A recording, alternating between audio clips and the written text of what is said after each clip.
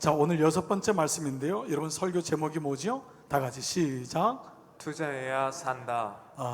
한 점 책을 하나 좀 소개하면서 오늘 말씀을 드리겠습니다. 엘리자베스 키블로 로스라고 하는 분인데요. 스위스 출신의 미국에서 이제 활동했던 정신과 의사십니다. 근데 이분은 특별히 이분의 그 전공이 죽음학인데요. 우리가 요즘 흔히 쓰는 호스피스라는 말을 처음 쓴 분이에요. 그러니까 이제는 우리나라도 호스피스라는 말을 많이 쓰고 임종 환자에 대한 대우도 다르고 죽음에 대한 이해, 장래에 대한 모든 것들이 생각이 다르잖아요. 그러니까 이 죽음에 대한 부분을 쓰면서 이분이 마지막으로 쓴 책이 이 라이프 레슨, 인생 수업이라고 하는 책입니다.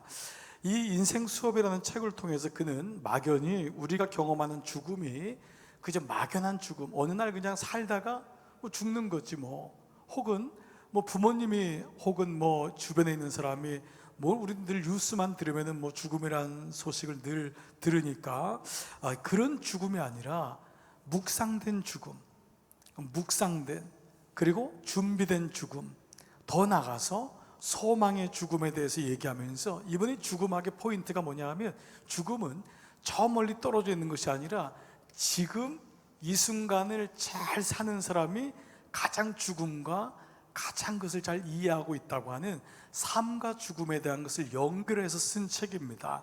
저는 이 책이 우리가 흔히 보면은 그런 나이 든 분이 많이 보겠네라고 생각하는데요. 이분이 하버드 대학교에서 좀 오랫동안 가르쳤는데 하버드 대학교에서 수강생들이 제일 많은 수업 중에서 몇째 안 되는 아주 그 위에 있는 수업 중에 하나입니다. 좀 여러분 좀 의외 아닙니까? 죽음학이라고 하면 나이가 어느 정도 든 분이나 이런 인생을 좀 많이 좀 달관하거나 산 분들이 볼 텐데 기껏 해봤자 20대밖에 안 되고 대학원도 30대밖에 안 되는데 그 학생들이 제일 많이 이 수업을 듣는 과목 중에 하나였던 거예요. 자, 이 말은 뭘 의미하냐면 죽음은 꼭 나이가 든다고 해서 그 죽음을 준비하거나 묵상하는 자가 아니라 죽음에 대한 내면적인 성숙함이 있는 자가 죽음을 직면하게 되고 그 부분을 잘 보면서 오늘의 삶을 살 수 있다라고 하는 이 간접적인 메시지를 하고 있다는 거예요. 근데 이 한 챕터에서 이 로스 교수가요, 임종을 앞둔 이제 병원에 치명적인 병 때문에 오신 분들이 있잖아요. 죽음을 선고받은 분들에게 이런 질문을 했습니다. 당신의 인생을 돌아보면서 어떤 부분이 가장 아쉬웠습니까? 자, 여러분이 만약에 우리 모두가 주님 앞에 가잖아요. 뭐 여기서 피할 사람은 아무도 없잖아요. 그러면 내 인생에서 무엇이 가장 아쉬웠을까 묻는데 세 가지의 답이 가장 많이 나왔어요.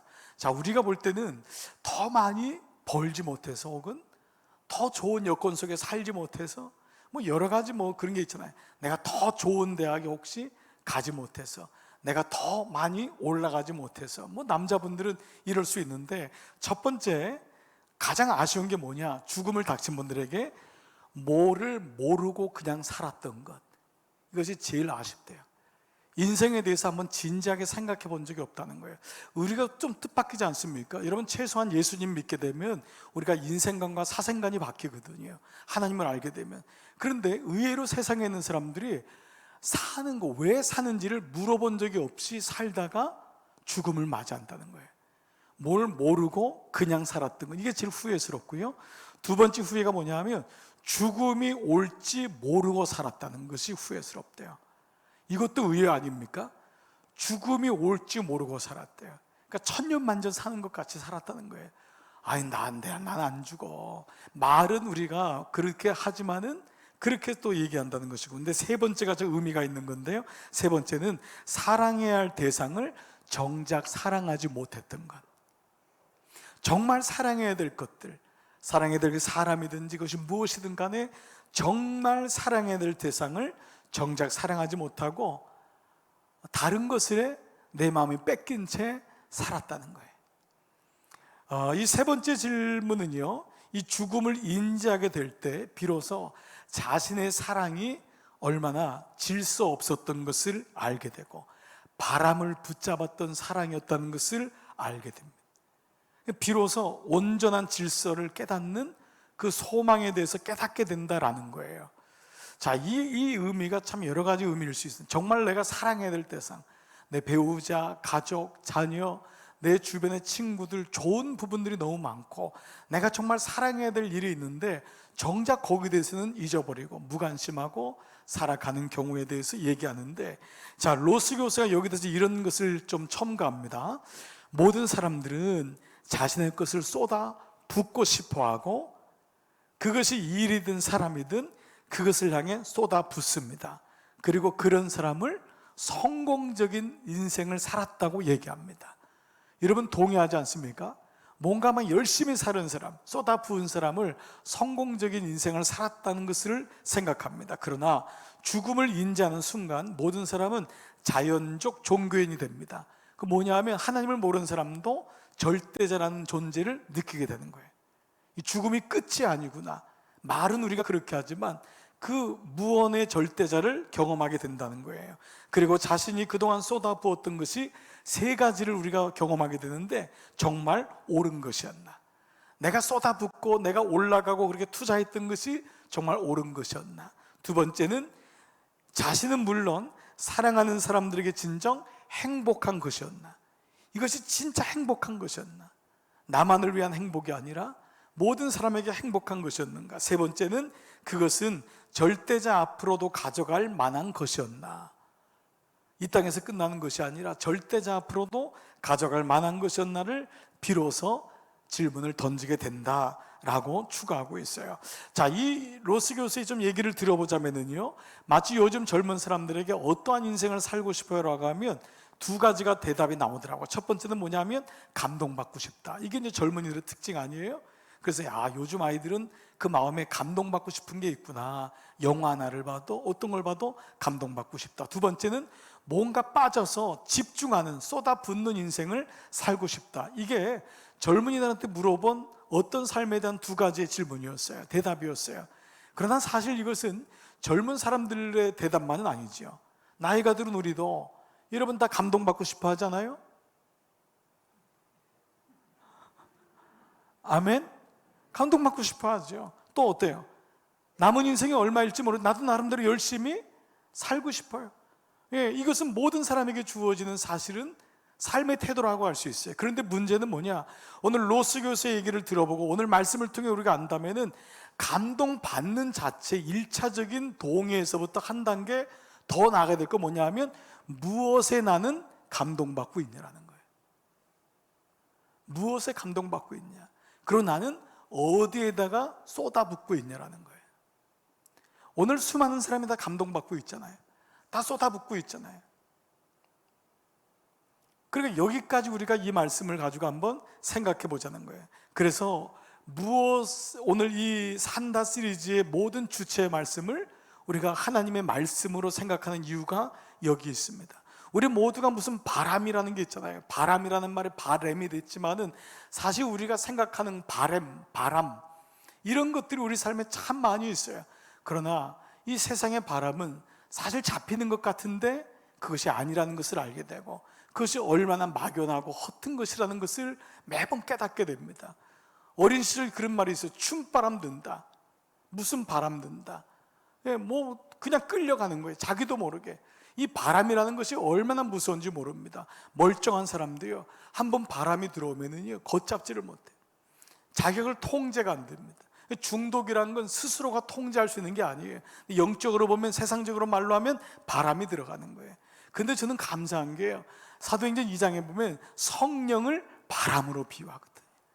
세상의 바람이 아니라 성령의 바람이 불어야지만 내가 무엇에 감동받는지, 내가 무엇을 위해서 내 삶을 쏟아 부어야 되는 것인지를 비로소 알게 된다는 거예요. 그렇지 않으면 세상의 바람에 휘갈리고 세상의 바람에 붙잡히다가 그냥 인생을 종지부 찍을 때가 참 많다는 것을 보게 돼요. 저는 오늘 이 말씀 산다 시리즈 오늘 6번째는 투자해야 산다라는 말인데, 그러면 내 삶에는 무엇에 감동받고 무엇을 쏟아 부어야 되는가 라는 말씀으로 저 한번 생각해 봤으면 좋겠어요. 자, 오늘 이 제목을 원래는 쏟아 부어야 된다, 성경으로는 쏟아 부음, 우리가 향유 옥합을 쏟아 붓는다, 말씀이 쏟아진다, 성령이 쏟아진다, 뭐 이런 이제 성령의 세례라고 하는 말은 다 쏟아 부음이란 말인데, 투자라고 하는 말을 썼어요. 그 말은 일단 이 말씀을 잘 모르는 분이라도 혹시 오늘 뭔가 교회에서 투자에 대해서 가르쳐 준다고 해서 그 말씀에 혹시 여러분의 마음에 뭐를 투자해야 되나, 모든 사람들이 지난 화요일 날인가 수요일 날인가요? CTS에서 PD 한 분이 오셨어요. 찍을 게 있어가지고 오셨는데 그분이 젊은 아이들을 데리고 있는 분이에요. 목사님, 그분은 신실한 집사님이에요. 저하고 밥을 먹으면서 그래요. 목사님, 어떻게 살아야 될지 모르겠어요. 너무 바람이 너무 불어요. 다 투자하래요. 아이에 대해서 투자하라고, 아파트도 투자하라고, 주식 투자하라고, 그냥 놔두지를 않아요. 나 바보 같아요. 조금 바보 같아요. 아무것도 안 하니까 나 바보같이 사는 것 같아요. 저 목사님 바보 맞지요? 그 얘기를 하는데요, 마음이 정말 아프더라고요. 세상이 이렇구나. 세상에 나가면 투자 안 하면 마치 바보 같고, 그 좀 투자해가지고 좀 잘 된 사람은 마치 인생을 성공한 것 같고, 근데 오늘 정말 무엇에 내가 투자할 것인가, 이런 말이 있더라고요. 산다고 사는 게 아니더라고요. 산다고 사는 게 아니라, 그 제대로 투자가 안 되면 산다고 사는 게 아닌 거예요. 근데 오늘 이 말씀이 투자해야 된다는 것을 영어로 번역한 것을 포한다 그랬잖아요. Pouring is the way to live, 이렇게 정했어요. 쏟아붓는 것이 the way다, 길이다. to live, 살 수 있는 길이다. 이것이 산다 시리즈, 오늘 투자해야 산다라는 말씀이에요. 자, 그러면 투자라는 게 뭘까요? 투기하고 물론 투자는 다른 말이죠. 투자라는 말의 이 사전적인 의미는 이런 의미예요. 여러분 다 아시는 대로예요. 어떤 이득을 얻기 위해서, 혹은 특정한 이익, 더 많은 수익을 얻기 위해 시간과 자본을 투입하는 것, 이거 투자입니다. 그렇죠? 여러분, 투자, 건강하게 적절하게 투자한다는 건 의미가 있는 거예요. 어떠한 특정한 이득을 얻기 위해서 시간과 자본을 투입하는 건 투자예요. 그 돈에 대한 말이 투자와 직접적인 연결이 되는 것을 볼 수 있습니다. 그런데 놀랍게도 흥미롭게도요, 원래 이 투자라고 하는 invest라고 하는 영어 말, 그 말의 원어인 라틴어 investio란 말은 돈하고 전혀 관계가 없는 말이에요. 이 말의 뜻은 뭐냐면 옷을 입히다, 혹은 관직을 주다, 혹은 고난을 위임하다 라는 뜻이 있어요. 자, 어떤 뜻이요? 옷을 입히다, 관직을 주다, 고난을 위임하다. 그러니까 이 말은 돈이랑은 전혀 관계가 없는데, 어느 날 자본주의 시대가 되면서 투자라는 것이 돈으로만 얘기가 되는 부분이 있었던 거예요. 자, 이 얘기의 유래는 여기서 일어나요. 한 나라의 왕이 어느 날 마을을 지나가는데요, 그냥 무작정 길거리에 지나가는 사람을 향해서, 마을 사람을 향해서 자기의 관직, 옷을 입혀주는 거예요. 그러거나 아니면 관직을 내려주는 거예요. 그리고 너 이 마을에 수령이 돼. 그리고 너 내 궁전에 들어와.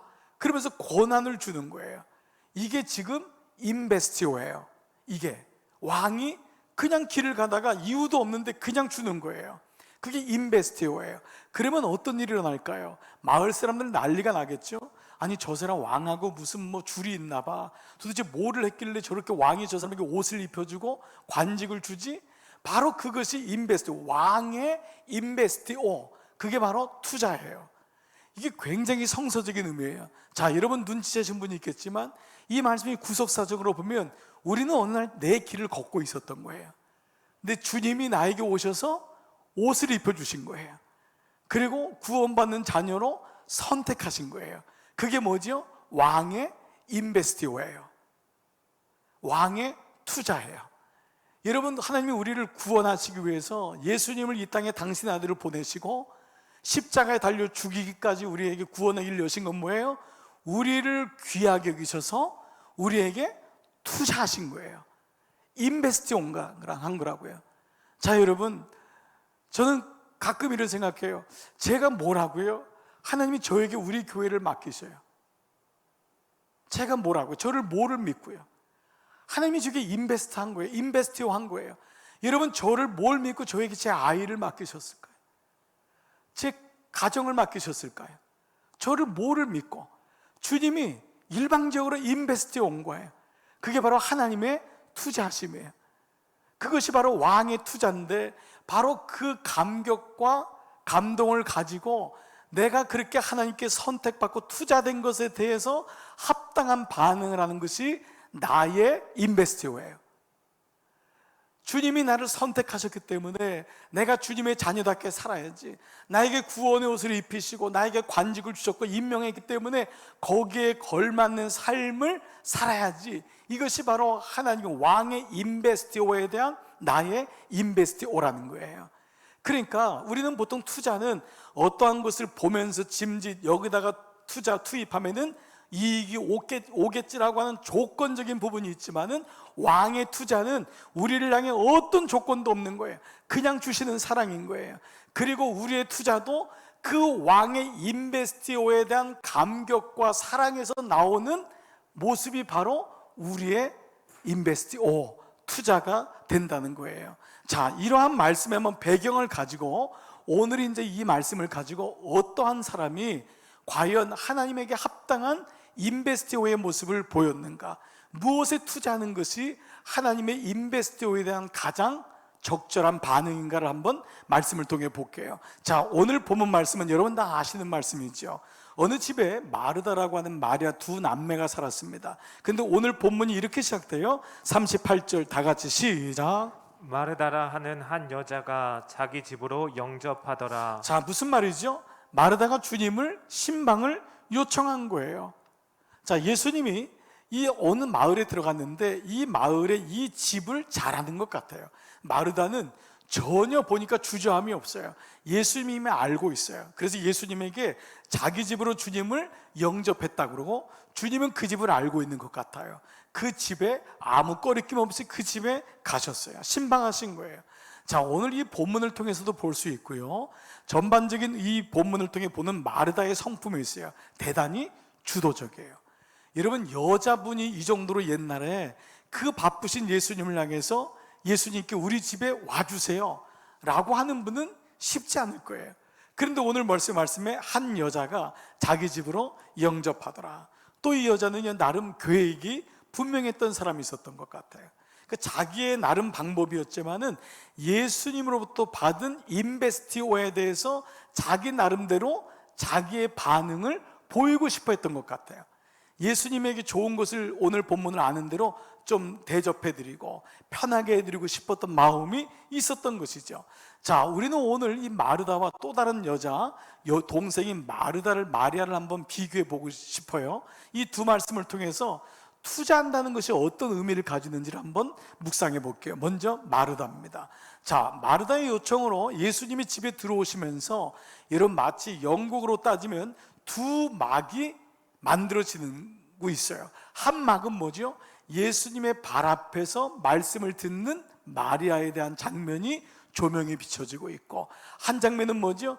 그 예수님을 위해서 음식을 부지런히 만들고 있는, 분주해 있는 마르다의 모습의 한 장면이 보여지고 있어요. 자, 그러니까 지금 마르다는 예수님에게 음식을 대접하기 위해서 아주 분주한 거예요. 여러분, 어느 정도 그림이 보여주시죠? 그런데 이 누가복음의 이 기사가 요한복음 12장에 보면 요한복음의 제자 요한이 마르다에 대해서 기술한 부분이 나와요. 그 부분이 어디서 나오냐면 향유 옥합을 깨는 사건에 대한 말씀이 요한복음 12장에 나와요. 그러면 오늘 이 마리아가 예수님 발 앞에서 예수님을 바라보고 마리아가 음식을 만들었던 것은 사복음서에서 유일하게 누가복음만 있어요. 그런데 향유 옥합을 깨는 말씀은 마태, 마가, 누가, 요한에 다 나와요. 우리가 일반적으로 생각하면 향유 옥합을 깨는 사건은 누굴 거야, 한 장면만 생각하지만 성사학자들은 이 말씀이 네 군데 다 있고 서로 다른 부분이기 때문에 향유 옥합을 쏟았던 사람이 한 사람만이 아니라는, 이 사건이 최소한 2명 내지 3명의 사건이라는 것에 동의해요. 그런데 요한은 누가복음에 있었던 이 마리아를 요한이 보았던 향유 옥합을 깨었던 마리아로 연결하는 것을 보게 돼요. 자, 그것이 바로 베다니 문둥이 집 문둥이 집 나사로에게 갔던 그 말, 3남매 나사로와 마르다, 마리아, 그 집에 대한 말씀이에요. 자, 12장 2절인데 요한복음, 거기서 이게 누구냐면 문둥이 바로 나사로의 집이에요. 예수를 위하여 잔치할세, 다 같이요. 마르다는 일을 하고. 이 부분이 마르다는 이 일을 하고라는 것으로 마르다가 누가복음에 나온 이 말씀을 요한복음에서도 마르다는 이 일을 하고, 그리고 나사로는 예수와 함께 안 자중에 있더라. 그 다음 말씀이 뭐냐면 마리아는 옥합, 향유옥합 한 근을 주님께 깨는 장면이 그 말씀 나와요. 자, 물론 이 말씀 마르다는 이 일을 하고라는 말씀이 뭐 목사님 새삼스러운 건가요? 그 당시 여자들은 다 부엌에서 일했잖아요. 그리고 누군가 일하지 않으면은 예수님이나 예수님 제자들을 누가 먹이겠어요? 그리고 또 그 당시 여자들에게 있어서는 일하는 것이 당연하다 여길 수 있지만, 굳이 요한이 마르다에 대한 말씀을 유일하게 쓴 말씀이 마르다는 이 일을 하고 라는 말씀이 오늘 누가복음에 그가 일이 많아 분주한 지랑과 연결해 본다면은 이 말씀은 우리에게 또 다른 묵상으로 우리를 인도해 줌을 볼 수 있어요. 자, 오늘 이 마르다는 한 가지밖에 없는 거예요. 예수님이 자기 집으로 오자 예수님을 대접하고 싶은 마음에 완전히 마음이 꽂혔어요. 다른 게 필요 없어요. 예수님 대접해 줘야지. 그에게 가지고 있는 은사가 아마 음식을 만드는 은사였을지 몰라요. 누구든지 자기가 잘하는 은사로 하나님의 인베스트, 왕의 인베스티오에 대해서 반응하고 싶어 하겠지요. 자, 그런데 문제가 생겼어요. 지금 자기는 음식을 만드느라고 정신이 없는데 저 철없는 동생 마리아는 예수님 발 앞에 앉아서 주님의 음성을 듣고 있는 거예요. 그리고 예수님도 아무 얘기를 하지 않는 거예요. 그러자 마르다가 불편해집니다. 여러분이 잘 아는 대로 예수님 지금 뭐 하세요? 얘기 좀 해서 나로 좀 돕게 해주세요. 아니, 예수님도 지금 뭐 하는 거예요? 얘한테 얘기 좀 하게 해주세요. 그를 명하사 나를 도와주러 하소서. 이러한 마르다의 직접적인 직설적인 부탁과 기대와는 달리 예수님은 마르다가 아닌 마리아를 칭찬하세요. 그래 마르다, 내가 네 마음을 알겠다, 이런 말씀 안 하세요. 마리아를 칭찬하시는데 오늘 가장 중요한 본문의 말씀인 이 말씀을 하세요. 다 같이 한번 읽을게요. 시작. 몇 가지만 하든지 혹은 한 가지만이라도 족하니라. 여러분, 이 말씀은 여러분들이 한 번, 두 번 들은 말씀은 아닐 거예요. 몇 번 들으신 분이 있을 거예요. 그래서 많은 일들이 있지만 그래도 말씀 듣는 것이 한 가지가 족하니까 봉사도 중요하지만 먼저 말씀을 드려야 돼. 그래서 이 말씀을 목사들이 제일 많이 하는 게 봉사하기 전에 먼저 예배 먼저 드리세요 라고 하는 말로 많이 사용돼요. 그런데 이 말씀에서 몇 가지만 하든지 혹은이라는 단어가 원어 성경에는 없어요. 이 말씀은 70인역 초대교회 때에 말씀이 추가된 것으로 추정해요. 원래 말씀은 없어요. 이게 왜 추정됐을까? 그것은 초대교회 때 혹 봉사에 대해서 오해하는 사람이 있을까 봐. 봉사 자체는 문제가 아닌데 봉사에 대해서 오해하는 사람이 있을까 봐 이 말씀을 추가했다고 하는 것이 일반적인 생각이에요. 우리가 지금 보고 있는 개역 성경에도 몇 가지만 하든지 혹은이라고 단어가 있지만 그 밑에 관주에 보면은 밑에 성경에는 없음이라고 나와 있는 관주 성경을 여러분들이 보실 거예요. 이 말씀이 없다는 거예요. 자, 그러면 이 말씀에 대한 원어적으로 가장 정확한 번역은 뭐냐면 이 번역이에요. 다 같이 한번 읽겠어요. 시작. 오직 하나가 필요할 뿐이다. 이게 예수님 말씀하신 거예요. Only one, but the only one thing is needed. 이것만이 필요한, only one thing is needed. 이것만 필요할 뿐이다. 오직 한 가지만, 하나만 필요할 뿐이다. 이것저것 몇 가지 하든지라는 말씀이 없어요. 예수님의 말씀이 아주 단호적이에요. 아주 직선적이에요. 분명해요. 우리는 이 말씀으로 봉사도 중요하지만 먼저 말씀이 중요해 라고 하는 우선순위, 선택에 대한 부분으로 이해하지만 원래 예수님 말씀하신 건 마리아에게 너 하는 일이 아니라 오직 한 가지만 필요할 뿐이다 라고 얘기하세요. 오직 한 가지. 그게 뭐냐? 마리아의 예수님 발 앞에서 주님께 집중하여 그 말씀을 듣는 것. 여기에 주님이 포인트를 맞춰요. 자, 이것은 물론 예수님의 상황 속에서, 공생의 기간 속에서 십자가 사건을 얼마 놔두지 않은 사건이 이 사건하고 향유 옥합을 쏟는 사건이에요. 그러니까 예수님이 굉장히 급하셨던 부분도 있지만 본질적인 부분에서 믿음의 시작이 어디인지를 명확하게 보여주고, 봉사가 아무리 귀하고 필요한 부분일지라도 오직 한 가지만 족하니라, 필요한이라는 말씀으로 말씀에 대한 부분이 얼마나 중요한지를 주님이 명확하게 말씀하신다는 거예요. 자, 그렇다면 마르다의 상태가 어떠하길래 주님이 이 정도까지 얘기했을까? 어디에서 마르다가 어떤 상태에서 이 말씀이 기인되었을까? 자, 오늘 마르다의 상태가 40절 전반절이에요. 같이 한번 읽습니다. 시작. 마르다는 준비하는 일이 많아 마음이 분주한지라. 자, 마르다는 준비하는, 예수님께 뭘 대접하고 싶은 거예요. 그래서 마음이 많아서 마음이 분주했다. 이 마음이 분주했단 말은 마치 누가가, 의사인 누가는 굉장히 세밀하고 관찰적인 사람 아니에요. 이 말은 예수님 발 앞에 앉아있는 마리아의 집중의 모습과 대조시키는 듯한 인상을 주고 있어요. 일이 많은 것 자체가 문제이기보다는 뭔가 일 때문에 분주해진 그 마음, 예수님을 잃어버리고 있는 이 마르다의 모습은 마치 마르다에게는 철없이 보이지만은 그 예수님 발 앞에 주님의 입을 주목하고 있는 마리아의 집중과 대조시키고 있다는 것을 보여줘요. 결국 이 분주함은 마르다로 하여금 예수님과의 거리를 두게 합니다. 바로 이 거리의 문제를 얘기하는 거예요. 지금 마르다는 예수님 발치 앞에 있고, 마르다는 음식을 준비하느라고 저 먼지기 부엌에 들어가 있는 것이 분명해요. 즉 공간적인 거리가 생겼고, 공간적인 거리는 마음의 거리도 생겼을 거예요. 이런 말이 있죠. 공간이 멀어지면 마음도 멀어진다. 안 만나면 멀어지는 거예요. 근데 동시에 마음도 멀어지면 공간도 멀어져요. 거리가 생긴 거예요. 이 본문에 대한 것을요, 중세기 때 그림을 그린 몇 분들이 있는데 1654년에요 요하네스 메르메르라고 하는 화가가 이런 그림을 그렸어요. 자, 이 그림이에요. 일반적인 그림이죠. 자, 이 그림은 밑에 있는 빨간 그림은 마리아일 거예요. 마리아인데 그 옆에 누가 얘기하는 거죠? 바로 마르다. 빵을 들고 있는 마르다야, 너가 지금 많은 일로 분주하구나. 그러나 이 마리아는 좋은 편을 택했어. 아마 이 얘기를 하는 과정이 이 본문 같아요. 이것을 이제 요하네스가 그렸는데, 이 전에 30 몇 년 전에 1618년 디아고 벨라스케스라고 하는 분이 이 그림을 그렸어요. 그 당시 유행했던 원근법을 사용해서 예수님과의 거리를 보여주고 있는 거예요. 자, 앞에 있는 이 사람 1618년에 그린 그림인데요, 얼굴이 불그스름하게 달아오른 거예요. 자기 뜻대로 안 되는 거예요. 예수님을 위해서 영접한 사람, 음식을 만드는 마리아의 모습치고는 뭔가 불만이 가득 차 있네요. 그리고 뽀르퉁한 모습인데 저 안에는 원근법이죠. 예수님과 거리가 떨어졌는데 예수님 발 앞에서 말씀을 듣고 있는 마리아의 모습을 그린 거예요.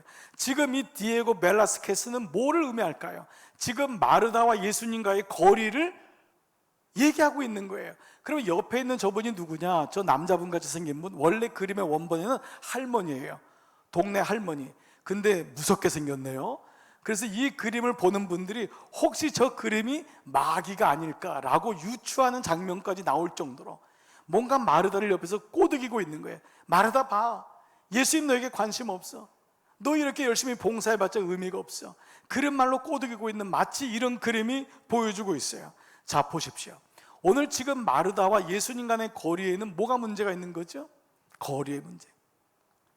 자기도 모르게 예수님과의 거리가 멀어진 거예요. 예배는 드리고 교회는 나오는데 예수님과의 친근감이 멀어진 거예요. 그래서 사도 요한은 이것을 사귐이라고 그랬어요. 당신이 예수님과의 사귐이 있는가? 인터머시, 늘 가까이 하는 교제가 있는가? 이거를 다른 말로 동행이라고 해요. 그냥 일주일에 한 번 생각나니까 예배 드리는 것이 아니라 늘 내 삶에서 주님과 나와의 거리는 어느 정도인가? 목사도요, 얼마든지 주님과의 거리가 멀어질 수 있어요. 아니, 목사님이요, 그럴 수 있어요. 장로님들도, 권사님들도, 여러분도 그럴 수 있어요. 늘 교회는 나오지만 실상은 주님하고 거리가 멀어져 있는 모습인 거예요. 그런데 이 마르다의 분주함이 혹 마르다의 불순종에서 왔다면 이 말씀은 또 다른 묵상으로 우리를 인도해요. 아니, 목사님, 마르다가 무슨 불순종이에요? 지금 마르다가 한 죄는 주님에 의해서 음식 만든 것밖에 없는데 무슨 마르다가 불순종을 했어요? 그 말씀을 기인할 수 있는, 유추할 수 있는 말씀이 그 39절 말씀인데요, 이 말씀이에요. 그에게 마리아라는 동생이 있어 주의 발치에 앉아라고 하는, 앉아라고 하는 단어예요. 우리가 표면적으로 보면 마리아가 앉은 거예요. 근데 이 말씀의 원어는 뭐냐면 파라카디조인데, 이 말은 분사수동형이에요. 앉혔다예요. 즉 주님이 앉힌 거예요. 마리아가 가서 앉은 것이 아니라 마리아는 주님이 앉으라고 하는 말에 가서 앉은 순종을 보여주시는 거예요. 이 말씀의 파라카디조란 말을 우리가 잘 이해한다면 예수님이 이 집에 오자마자 제일 먼저 한 거 뭐냐면 음식을 달라가 아니라 이리로 와라, 말씀을 들어라, 내가 너에게 할 얘기가 있다 라고 하는 말씀이 우선이 됐을 거예요. 즉 파라카디조, 이 말은 주님의 명령에 지금 이 마리아가 움직여서 수동형으로 가서 앉아 있다는 것을 얘기해요. 그러나 마르다는 준비하는 일이 많아 분주한지라. 누가 시킨 것도 아니에요. 예수님이 밥 달라고 한 적이 없어요. 예수님은 지금 그 여인들에게 얘기하고 싶은 거예요. 당신의 가슴 아픈 얘기, 십자가를 져야 하는 그 얘기. 그래서 그 예수님이 그 일주일 동안에 예루살렘에 있을 때도 유독 들어간 집은 베다니 시몬 문둥이의 집이에요. 그 집에서 수요일 날 유일하게 쉼을 쉬었던 거예요. 그 당신의 마음을 얘기하고 싶었던 거예요. 그래서 와서 앉으렴, 내 얘기 좀 들어주렴. 자, 결국 이 마르다의 분주함은 마치 어떤 일이 있을 것 같은 예상을 주고 있어요. 그리고 그 예상은 적중해요. 41절 같이 한번 읽습니다. 시작. 주께서 대답하여 이르시되 마르다야 마르다야 내가 많은 일로 염려하고 근심하나. 마르다야 마르다야 두 번의 외침은 마치 사울아 사울아 이 외침처럼 간절한 외침이에요. 그 영혼을 향해, 그 영혼의 방향을 잃어버린, 어디다가 감동받고 어디다 쏟아붓지를 못하고 있는 마르다를 향해서 마르다야 마르다야 두 가지를 말해요. 내가 많은 일로 염려하고 근심하나. 이 염려와 근심은요, 원어적으로 염려는 내면적인 거고요, 근심은 내면의 그 염려가 바깥으로 나온 외면적인 거예요. 자, 먼저요, 염려하고란 말은 메림나온데, 이 메림나온은 뭐냐면 마음이 갈라지다, 디바이드 된 거예요. 마음이 갈라진 거예요. 지금 이 마르다는요, 예수님에게 대접하고 예수님께 헌신하는 것 같지만 이미 예수님과의 마음이 갈라져 있어요. 이게 메림나오예요. 이미 그 마음에 염려가 된 거예요. 마음이 나누어졌기 때문에 그 거리가 그것을 보여주는 말씀이에요. 영적인 사람의 특징은요, 이것을 감지해요. 나누어지는 걸 감지해요. 내 마음이 지금 어디에 나누어져 있는지, 어디에 나누어져 있는지 그걸 감지하는 거예요. 내가 어디에 지금 내 마음이 분산되어 있는지. 예배를 드려도 우리가 늘 기억하는 거지만 늘 마음이 분산될 때가 많아요. 세상이 그렇게 만들어요. 사단이란 말 자체가 디아볼로스예요. 둘로 나누게 하는 자예요. 디아란 말이 투고 볼로스가 디바이드거든요. 사단은 끊임없이 우리의 마음을 나눠요. 두 가지 마음을 갖게 하는 거예요. 한 가지로 마음을 집중하지 못하게 만들어요. 예수님도 믿지만 세상도 의지해야 될 것 같아요. 예배는 드리지만 예배보다 더 중요한 게 있을 것 같은 그 마음이 끊임없이 우리 안에 오는 거예요. 그런데 불행히도 지금 마르다는 자신의 이런 마음의 상태를 몰라요. 그래서 그는 다른 사람 마리아를 징책하고 불평하는 모습으로까지 나갔죠. 자, 그러면 그 다음에 나올 말씀이 근심하다인데, 이 근심하다는 염려하다의 외적인 결과예요. 원어는 소리마조란 말인데, 이 소리마조는요, 특별히 스캔달리조라는 말하고 같이 써져요. 스캔달리조가 뭐죠? 문제가 야기되다, 스캔들에 걸리다, 그물에 걸리다.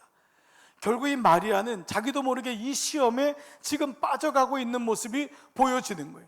이게 분주한 마르다가 내면적으로 마음이 나눠지면서 자기도 모르는 일에 걸리는 모습, 이것이 이 모습이에요. 아마 여러분 아까 그 그림을 보면서, 디에오의 그림을 그리면서 보면서 여러분 중에 저거 시험 들었네, 이런 느낌을 받은 분이 있을 거예요. 저거 시험에 빠졌네, 그런 모습 아니에요? 그렇게 예수님을 열심히 섬기는데 지금 뭔가 지금 마음에 불평이, 불만이 생긴 거예요. 그야말로 시험에 들은 거예요.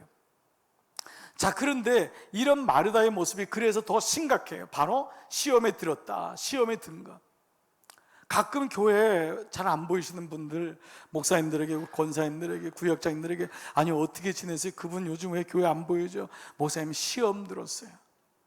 그분은 30년 전에도 시험 들었는데 지금도 시험을 보고 있어요. 열심히 시험 봐요. 늘 시험에 들었대요. 본인 스스로가 시험, 저것 때문에 시험 들고 이것 때문에 시험 들고.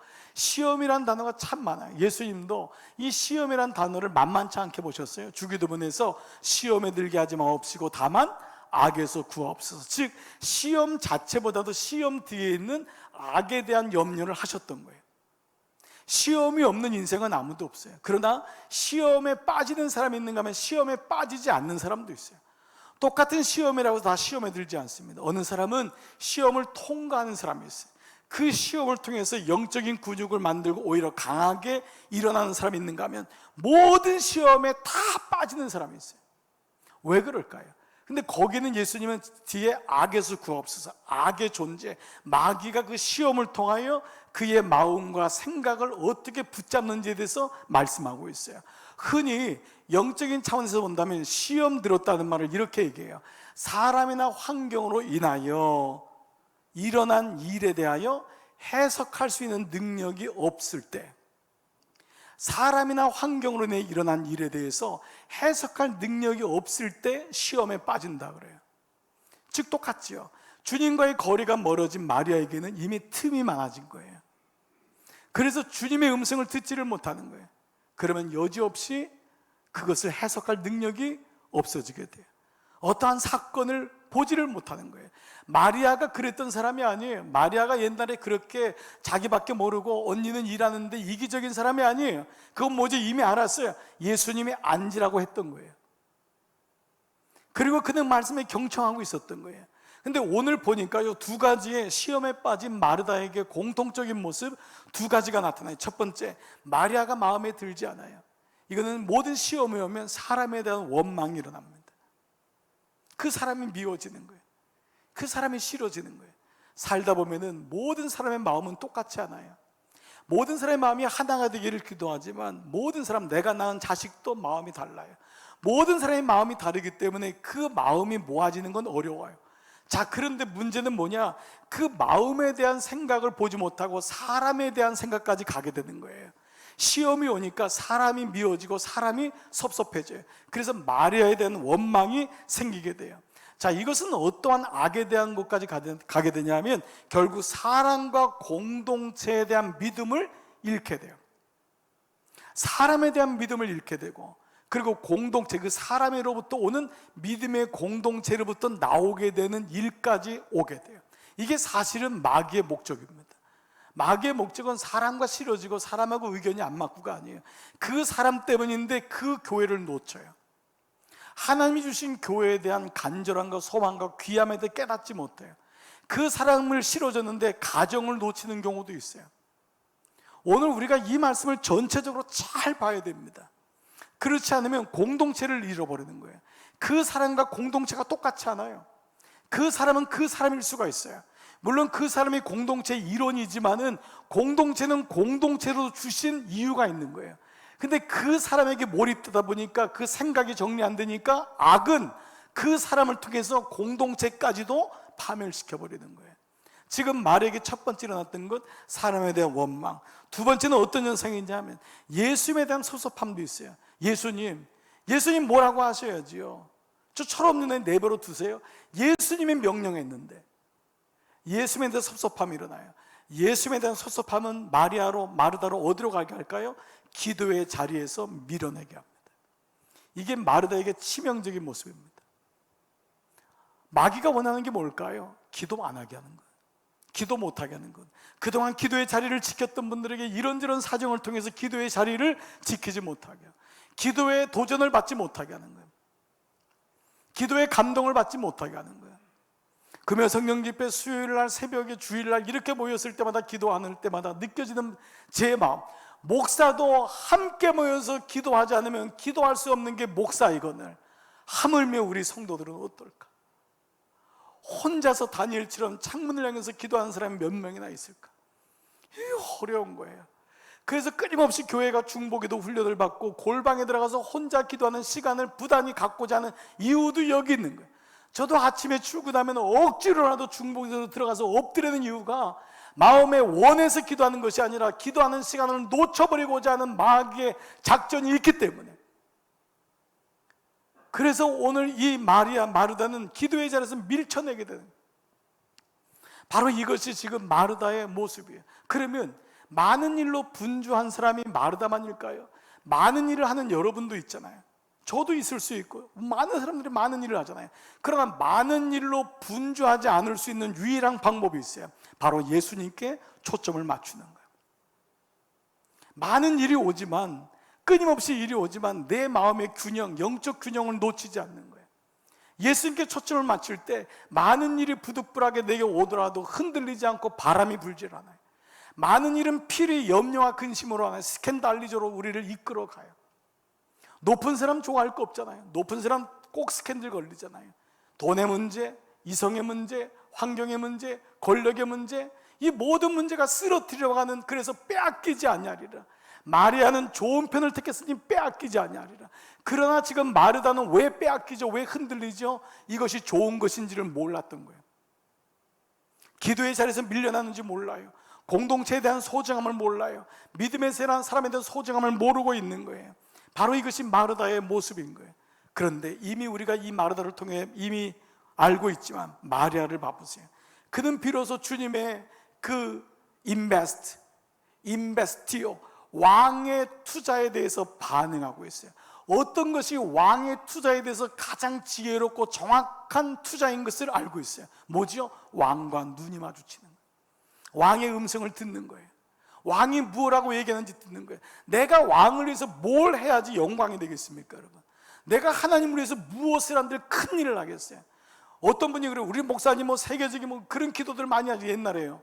세계적, 아니 그분이 아무리 세계적인 목사가 된들 하나님의 영광에 무슨 도움이 되겠어요? 그분 없어도 하나님은 영광 받으신다니까요. 그러면 내가 할 수 있는 영광은 뭐예요? 그분하고 같이 있는 거거든요. 그분의 말씀을 듣는 거거든요. 그래서 오늘 마리아는 왕의 인베스티오에 대해서 정확하게 나의 인베스티오에 응답했던 사람이에요. 바로 그 부분을 얘기해요. 자, 그에게 마리아라는 동생이 있어 주의 발치에 앉아 그의 말씀을 듣더니, 여러분 아까 앉아란 말이 수동형이라는 말씀을 배웠어요. 놀랍게도 여기는 듣더니는 능동형이에요. 이 말은 뭐냐 하면 주님이 오라고 하는 그 말씀에 자신의 인격과 의지와 생각을 순종해서 의지적으로 주님 앞에 나갔던 거예요. 하나님의 부르심에. 하나님은 우리에게 오늘도 오라고 하시잖아요. 오라, 내게 와. 많은 사람이 적당한 거리를 둬요. 그리고 주님 앞에 더 가까이 가지 않으려고 해요. 어떤 분은 심지어 은혜 받는 걸 두려워하는 분도 있어요. 어떤 남편이나 아내가 교회 가면 그냥 적당하게 예배 드려. 은혜 많이 받지 마. 심지어는 그런 어떤 분은 교회에 오면 그냥 적당하게 거리를 유지하는 게 지혜롭게 예수를 믿는다고 생각해요. 그러나 그 사이에, 여러분 사이에 하나님이 아닌 다른 것이 들어올 가능성이 훨씬 많아요. 목사인 제가 여러분에게 교사가 되고 싶다고 하는 말은, 교사는 학생을 아는 거예요. 학생은 교사를 따라야 되는 거예요.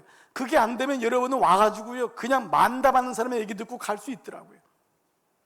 교사의 말씀을 듣고 들어야지만 그 인생의 말씀이 내 삶에 들어오게 되는 거예요. 그래서 여러분은 그러지 못할지라도 여러분의 자녀에 대해서는 목사님을 계속 투입시키잖아요. 지혜로운 부모는 어떻게 해요? 목사님 내 자녀 좀 어떻게 해주세요. 오늘 2부 예배 때도요 주중에 신방 갔던 한 분이, 나이가 이미 그분도 중년인데 그 어머니가 70이 넘으신 분이, 목사님 제 아이에게 신방 가셔서 감사합니다. 왜 그러죠? 그 아이의 인생에 누군가 관여되기를, 옆에서 지켜봐 주기를, 가까이 가주기를 원하잖아요. 시험에 든 사람일수록 말씀하고 띄엄해요.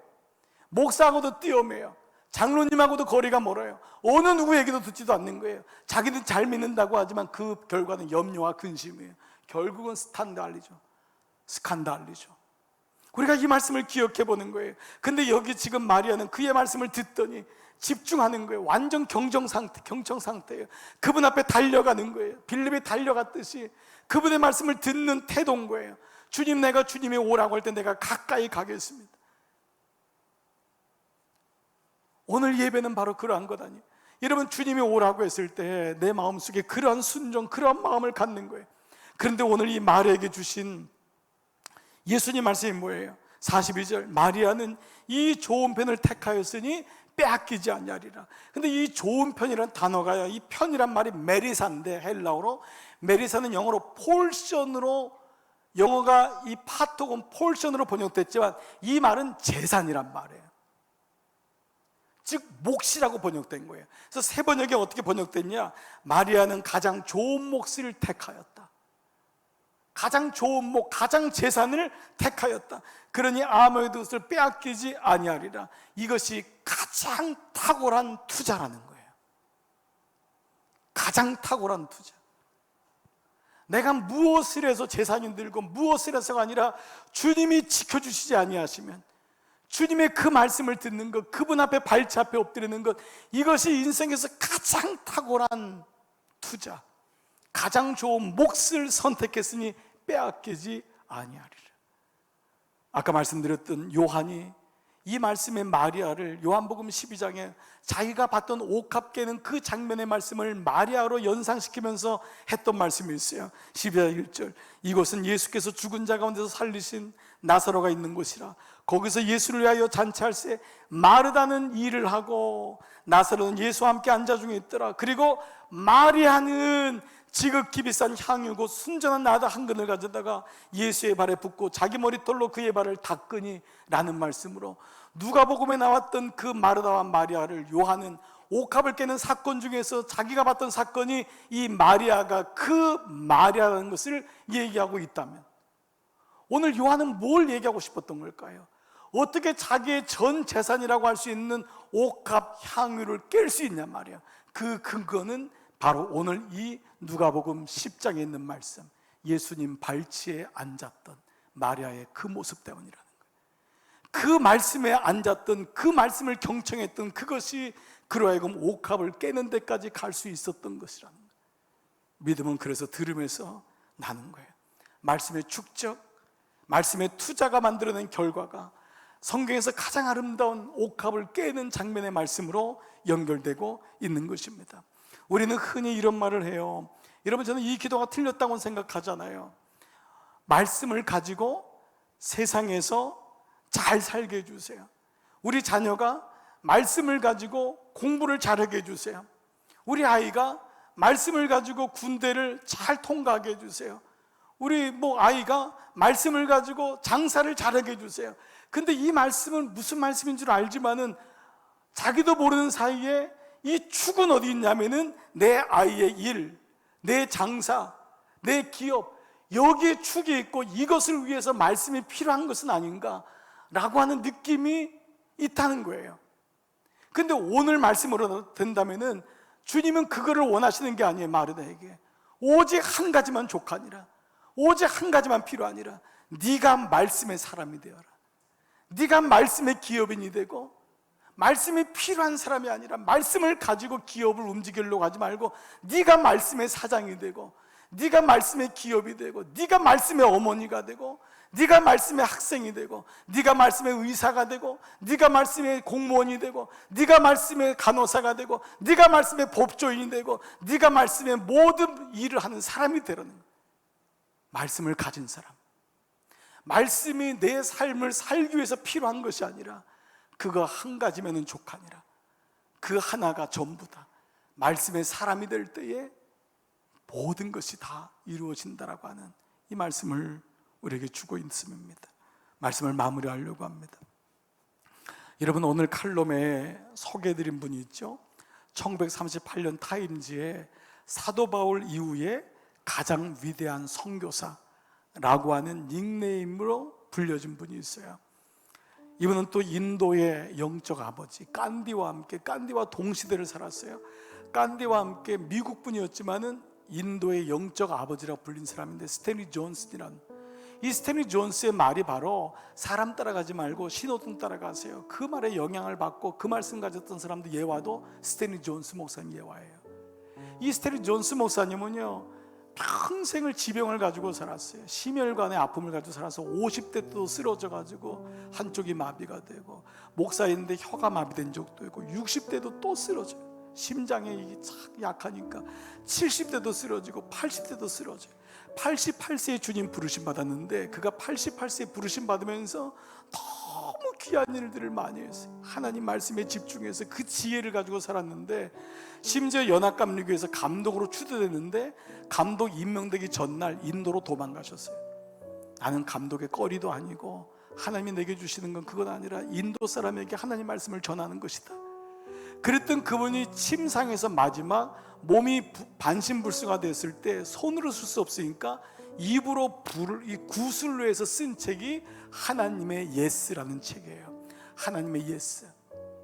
이 하나님의 예스에 대한 책은 뭐냐 하면은 일반적으로 우리는 예스, 순종합니다 이런 말인데, 그 말대로 하나님이 나 같은 자를 향해서 예스 하셨다는 거예요. 말도 안 되는 나 같은 놈을 향해서 하나님이 눈 감아 주셨다는 거예요. 예스, 믿어 주셨다는 거예요. 그래서 고린도 말씀처럼 예수 그리스도는 오직 예만 되셨느니라, 그분이 아니라 함이 되어서 그분이 십자가에서 예스 하신 거예요. 주님, 내가 다 짊어집니다. 내가 죽습니다. 순종합니다. 그래서 그 하나님이 예스 하신 것 때문에 나는 예스 할 수밖에 없습니다. 오늘 이 말씀으로 하면 하나님이 나에게 투자하신 거예요. 하나님의 인베스티오, 그분의 왕의 투자하심 때문에 나는 그분 앞에 내가 무엇으로 투자할 수 있느냐? 말씀이에요. 그분이 내게 뭐라고 말씀하시는지. 근데 많은 그리스도인들이 교회는 다니지만 제 마음이 너무 아픈 거는 하나님 말씀을 모른다는 거예요. 알려고도 하지 않는다는 거예요. 세상 일에 다 분주한 거예요. 바람을 붙잡고 있다는 거예요. 결국 그 바람은 손에 쥐어지지도 않는 것인데 근심과 염려로 살아가고 있는 거예요. 근데 오늘 말에게 뭐라 그러죠? 너는 가장 좋은 몫을, 재산을 선택했으니 빼앗기지 아니하리라. 하나님 말씀 안에 있는 것, 여러분, 이것이 여러분을 향해서도 하나님이 가장 좋은 편을 택한 것입니다. 제가 요만큼 나이 되면서 깨달은 것이 있습니다. 제가 일하는 것마다 사고를 치더라고요. 제가 유익이 있더라고요. 뭐 이건 집사람의 말이기도 한데, 목사님이 그냥 가만히 있는 게 도와주는 겁니다. 가만 보니까 주의 일을 많이 했다고 하지만 늘 사고 친 거예요. 주의 일을 빙자해서 사고 치는 거예요. 시장 가서 부닥치고, 헛된 꿈 잡고, 저거 부닥치고. 가만히 있다는 게 뭐죠? 하나님의 음성을 듣겠다는 거예요. 하나님 말씀 앞에 집중하고, 그게 돌아보니까 하나님이 일하시더라고요. 하나님이 하시더라고요. 오늘 저는 이 말씀이 여러분에게도 다 주어져서, 오늘 여러분 하나님 말씀을 향한 거룩한 투자, 그 말씀 앞에 엎드리고 그 말씀을 듣는 이 모습이 여러분과 여러분 배우자, 여러분의 가정, 자녀, 모든 종들의 모습이 되기를 주의 이름으로 축복합니다. 투자해야 삽니다. 무엇에? 하나님의 인베스티오에 반응하세요. 말씀 앞에 반응해 보세요. 들어보세요. 그럴 때 하나님 여러분을 통해서 놀라운 일을 이루실 줄 믿습니다. 이번 한 주간도 승리하시기를 축복합니다. 아멘. 여러분 이제 성경을 덮으시고요, 여러분 노트를 덮으시고요, 우리 있는 자리에서 한번 다 자리에서 일어나셔서, 우리 방송으로 예배하시는 분들도 다 자리에서 일어나셔서 주님 앞에 반응하겠습니다. 이게 주님의 투자에 대한, 인베스티오에 대한 나의 인베스티오입니다. 주님, 내가 찬양합니다. 말씀 가지고 고백합니다.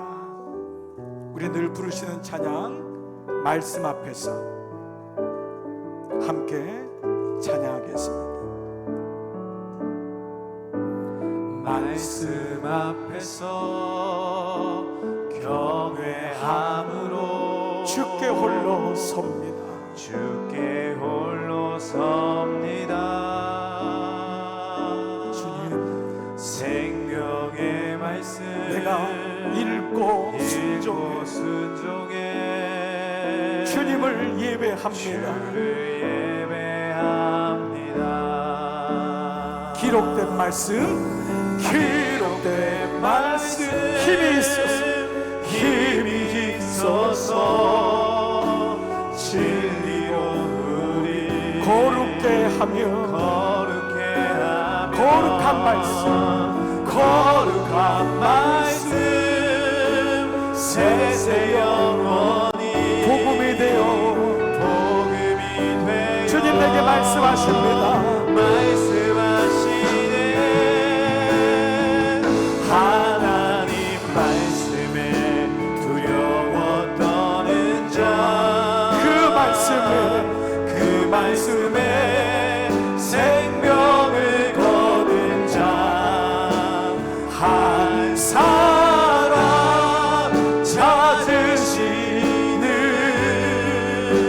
주님의 약속을 내가 믿습니다.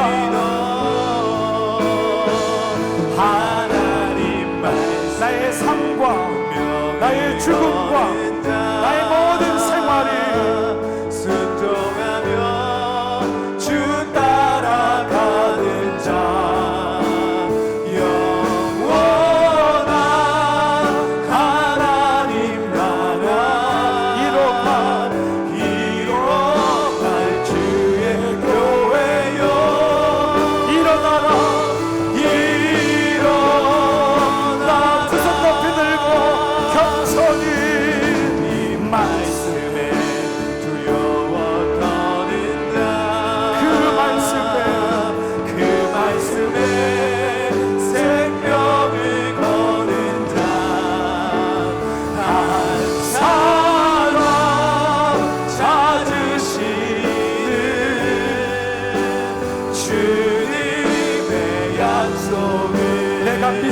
믿습니다. 하나님 말씀에 운명을 거는 자 순종하며 주 따라가는 자 영원한 하나님 나라 이뤄갈 주의 고백요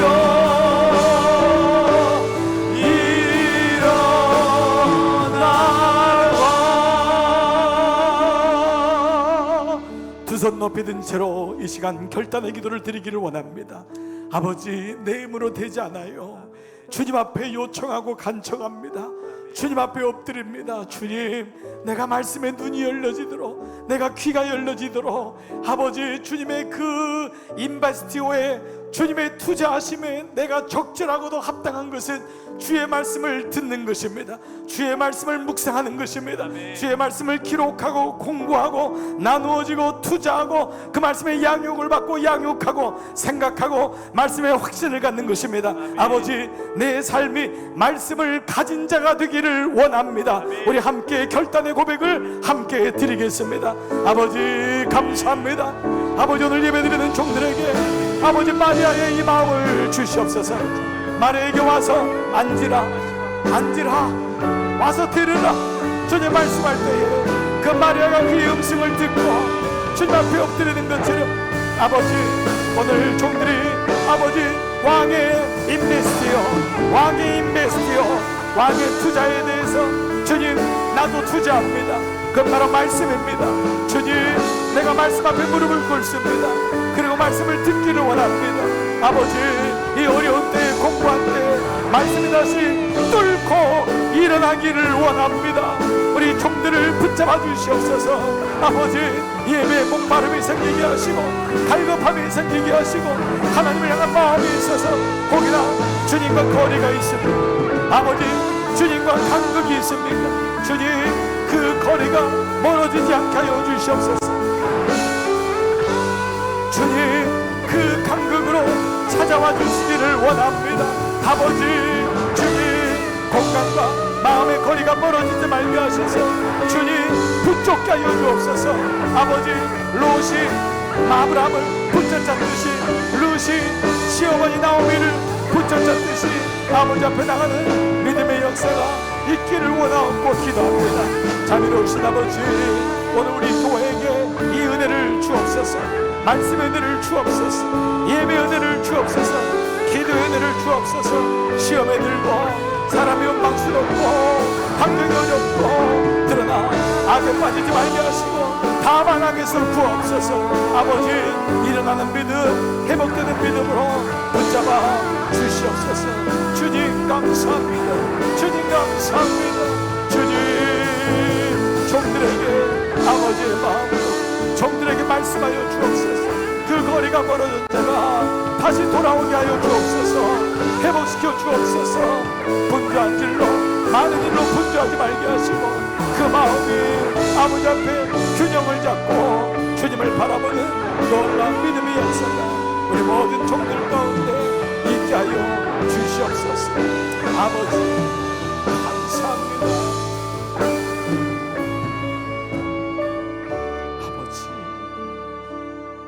아버지,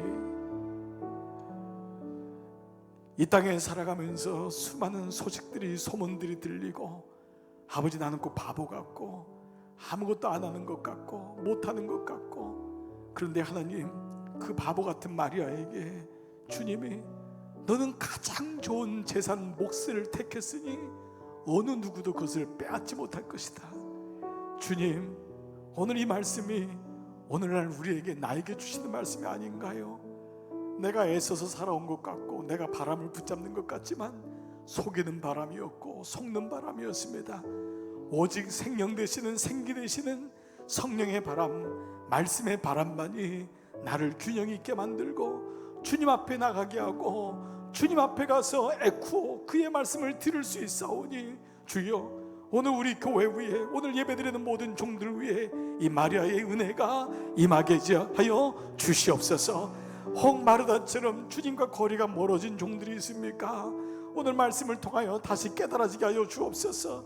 사람에 대한 원망이 있고 하나님에 대한 섭섭함으로 공동체에 대해서 나와 있고 혹이나 하나님 기도의 자리에서 밀려나 있습니까? 다시 회복시켜 주시옵소서. 다시 일으켜 주시옵소서. 우리 공동체가 믿음의 공동체 되게 하시고 기도의 공동체로 일어나게 하여 주시옵소서. 아버지, 우리 사랑하는 종들을 세상에 파송합니다. 이 성전을 나가자마자 수많은 바람이 불어올 텐데 그 가운데 생기 되시는 성령의 바람만 붙잡고 말씀의 바람만 붙잡고 이번 한 주간 능히 승리할 줄 믿습니다. 이제는 성부와 성자와 성령의 은총이 머릿속의 모든 종들 위에 이제로부터 영원토록 함께 하시기를 간절히 축원하옵나이다.